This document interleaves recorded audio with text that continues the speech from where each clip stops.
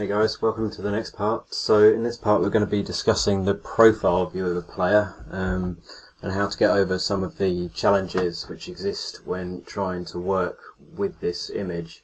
So what I mean by a profile view is basically the side view of the head rather than the front.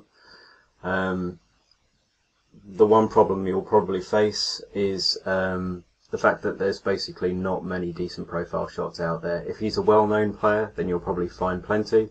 If not, then you'll be scraping the barrel a little and just doing what you can with what you've got. Now, in terms of profile images for this particular player, I found this one here.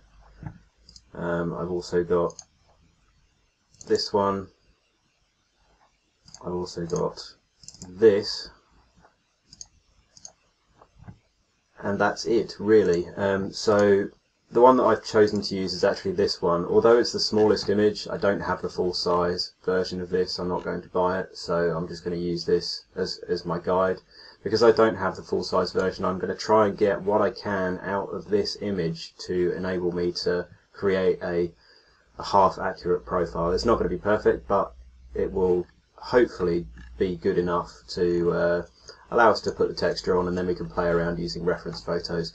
The reason why I'm not using any of the others are because the face is actually slightly rotated. You can actually see his eye on the other side of his face, so the actual profile would be somewhere more in the middle of his face, so it's not going to be right, and it's very, very difficult to actually rotate that sort of profile view. So I'm going to be using this one as it's pretty much exactly side on. So I've actually already started on this, and basically what I've done is zoomed right in and created a load of vector paths using the Photoshop pen tool, and it's here on the menu. And basically what you can do is go around and create curves, create curve shapes, and you can change the color by clicking that little color box there.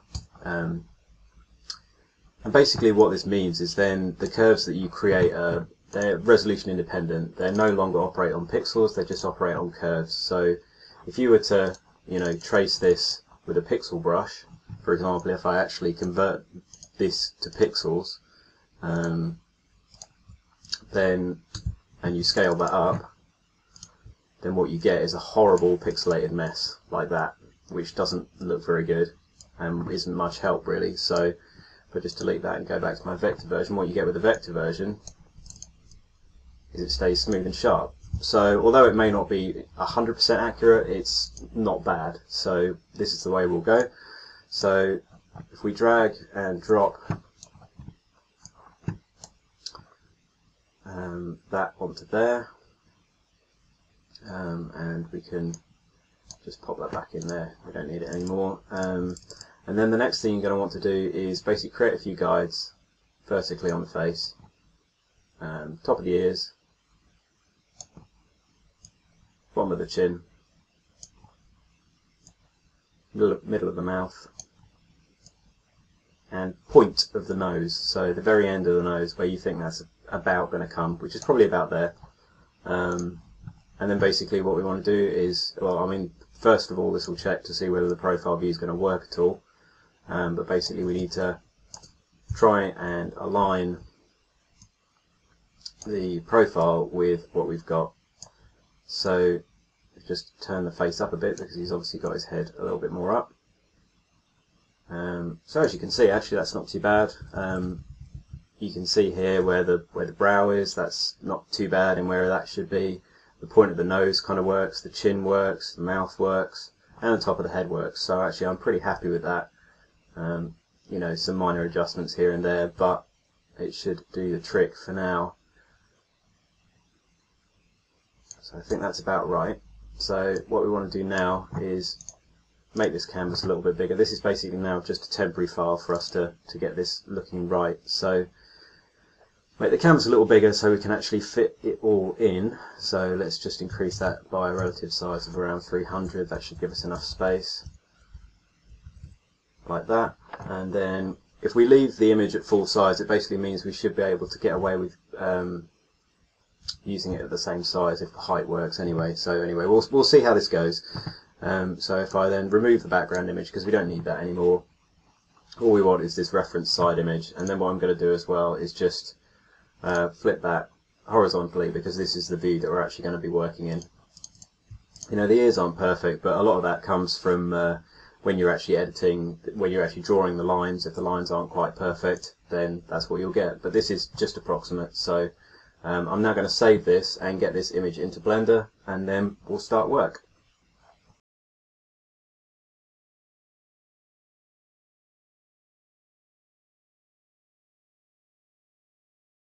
So now we're back in Blender. I've already imported the model. I've already disabled hair 0, so we don't need that still. And I've already imported and resized the side view image, which is here. It's just on the opacity slider there.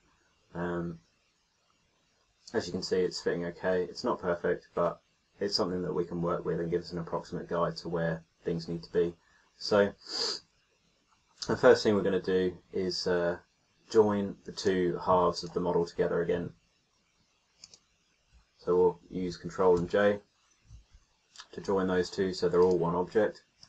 We'll go into edit mode and we'll press A to deselect all of the vertexes. So we actually want to work with this off, because what we want to do is actually select both sides of the model. So basically, if say we were editing the ear, we want to select the vertexes of the ear, press escape to get out of it, and you see that it's actually selected both sides, rather than if you were to do it with it enabled and you'd select the ear, it just does one side. So we want that disabled, so we select both sides at the same time. So anyway, let's redo that ear selection, and we'll get that rotated so it's approximately right. So the thing to do will be to increase the opacity of the image, and you can see this grey area. That's actually where the image should be in terms of its angle. So I'm just going to grab that.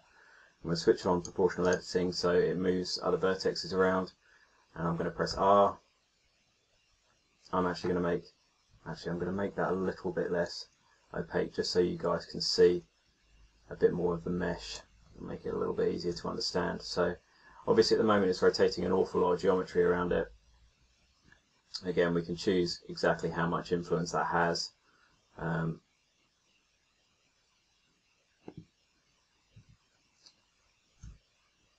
But that is probably a better rotation than it was before.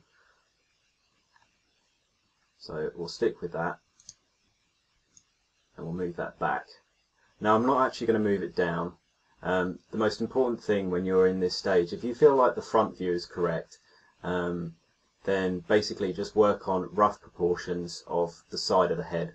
So I'm just going to move that back for now, just so the space here and the space here is about right, and I'm pretty happy with that. So I'm going to deselect those vertexes. We'll have a look from the front. Now, it won't have changed the geometry here too much. We might have to stretch out the ears a little more. I'm just going to add in the other image actually quickly so we can have that as another reference. Let's just open that. Which is that.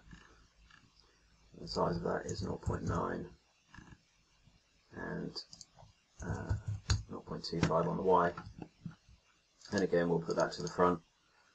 So we've still got our reference. Now, as you can see, the geometry has changed slightly, but you know, we can actually go back and rework that after we've done the profile. It's good to get all the changes done first, and then just go back and re-edit any geometry that you've missed. Again, I'll limit that to just the front view. So now we've got our two images that we can use from each angle. So that's the ear, approximately right. The other thing that we can do now is basically sort out this chin area. Obviously Neymar's chin is a lot more protruding than Martial's. I don't know if it's really quite this much, because obviously you have to take into account things like the expression of the player from the view, but you know, there's obviously a fair bit of difference here. So I'm going to move the chin in a lot, and I'm also going to move this area in somewhat as well.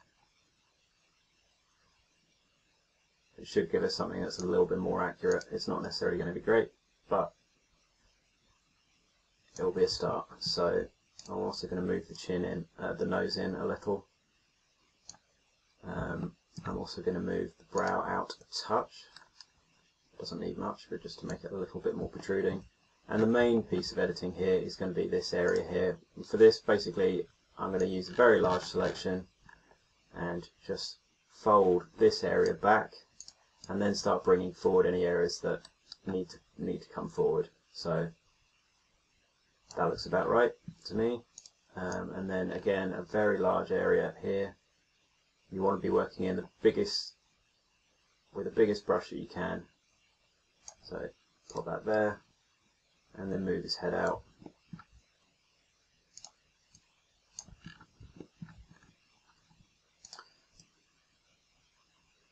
So I'm really pretty happy with that in terms of keeping it looking fairly natural.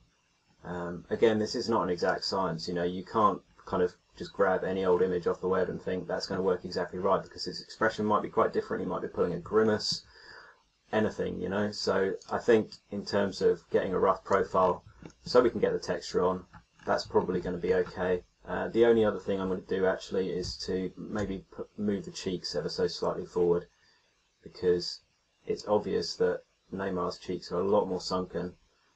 So if I just select a small area there and just bring those cheeks closer to the nose, just like that, and then we'll deselect that and we'll hide that. So that's a start. I'm not saying it's perfect, but it's a start. So let's just hide the back faces for now.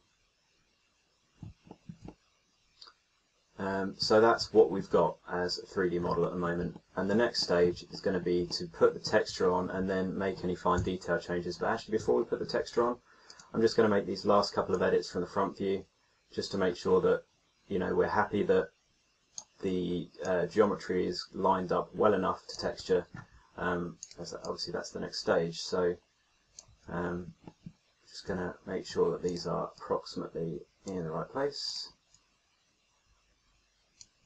like that. And because when I was editing the side view, I only ever moved it in those along the x-axis, or that would actually be along the z-axis, but you know what I mean. Apart from obviously the ear, which I then had to edit, you know, if I change it like that, then I'm going to have to go back from the front and do that. So, you know, I don't ever move it up and down, only ever left to right or along the z-axis.